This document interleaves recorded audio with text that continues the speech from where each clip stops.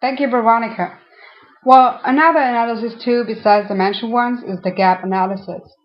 But what is a gap analysis? This can be answered by working out questions such as where are we now and where do we want to be, like 5 years from now or 10 years from now. So the gap analysis is basically a technique for determining the steps to be taken in moving from a current state to a desired future state. For example, in our case of a teacher, we have a very low market share due to a lack of brand image, experience, time, etc., and we need to increase the numbers of sales and market share. This diagram visualizes the situation of a teacher right now.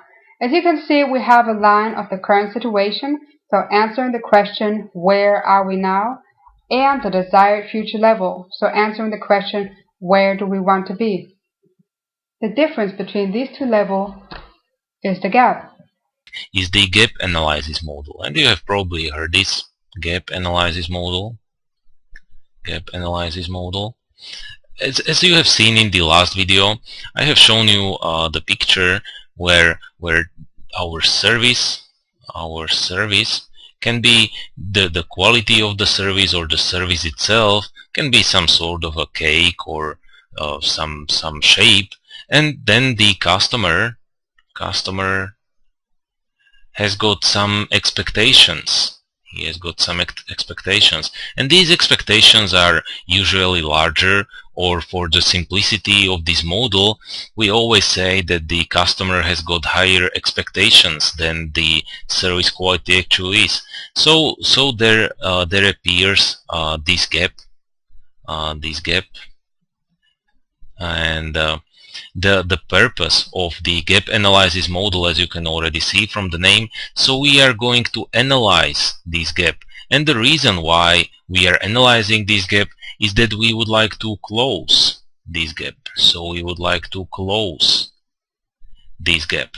So what quite intuitively stems from the model, that we would like to move either our quality of the service up so we can meet the expectation of the customer, or we can on the other hand say, and some scholars I would say would argue with me, but in some cases we maybe would like to show the truth about our business, so that our web page is saying that our fruits or our vegetables are the best at the market, and they actually are not. So the quality is lower, and then we let's say decrease the quality of the web page, and maybe we can stop lying there, and the perceptions or the expectation of the customer come lower.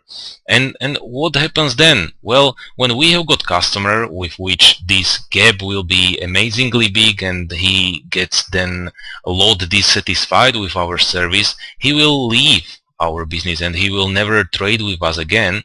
But if we attract the customer, if we decrease the expectations, or if we decrease our image, then we will attract different customers. Then we will attract customers which have got these big expectations, and we again meet the expectations with the quality of our service.